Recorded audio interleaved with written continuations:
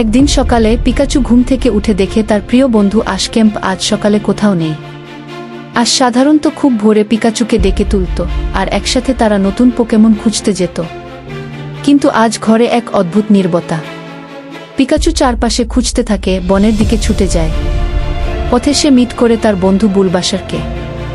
বুলবাসর বলে, আমি আশকে আজ কোথাও দেখিনি, তবে সকালে একটা অজানা ছায়া দেখেছিলাম পূর্ব দিকের পাহাড়ে যেতে গু।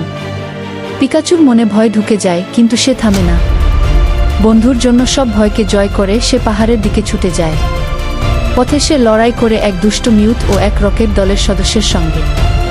তারা বলে, তোমার বন্ধুকে আমরা বন্দী করেছি, সে আমাদের পরিকল্পনা জেনে ফেলেছে। পিকাচুর আগে বিদ্যুৎ ছুড়ে দেয়। বিদ্যুৎ ঝলকানিতে রকেট দল উড়ে যায় আকাশে, আর পিকাচু পায় বন্ধু। একদিন সকালে পিকাচু ঘুম থেকে উঠে দেখে তার প্রিয় বন্ধু আশ ক্যাম্প আজ সকালে কোথাও নেই। আজ সাধারণত খুব ভোরে পিকাচুকে ডেকে তুলত আর এক